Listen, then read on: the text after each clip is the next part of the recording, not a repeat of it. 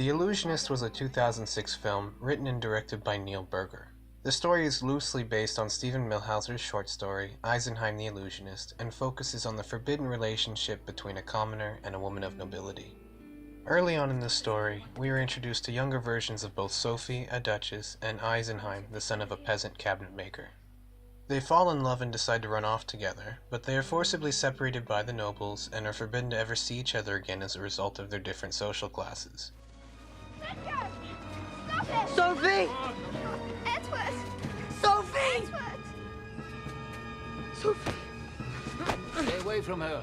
Well, next time we'll arrest you and your family.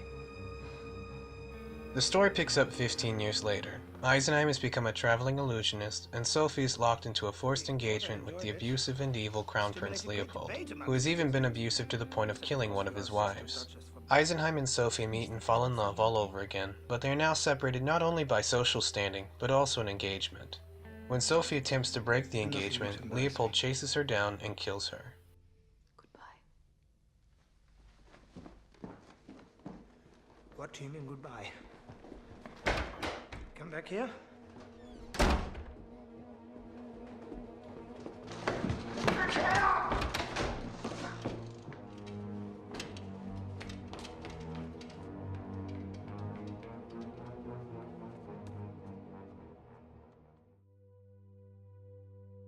Eisenheim's actions, as a result of his love for Sophie, make up the main driving force for the movie's narrative.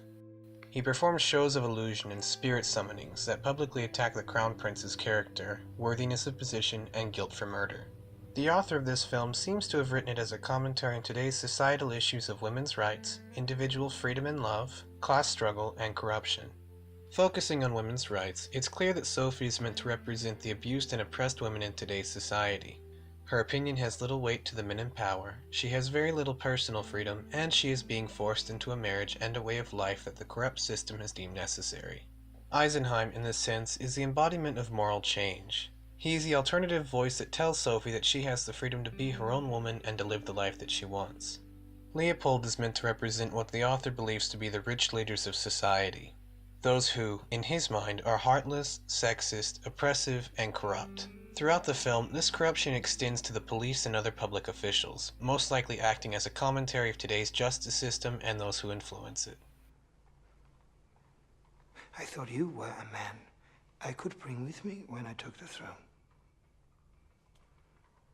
Am I wrong about you? No, you're not wrong, Your Highness, no. I need men who can complete the tasks assigned to them! Throughout this narrative, the upper class is constantly shown to have a complete disgust and disregard for the lower peasant class, treating them as though they are a subset of humanity.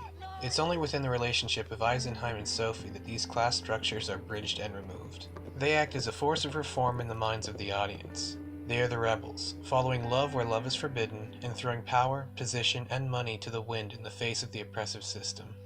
By the way the author wrote this story, he seems to be communicating a belief that the issues people face in society can all be traced to those who love money and power. Regardless of the intended commentary, the author's main statement is clear. What should really matter in life is not status or money, but love.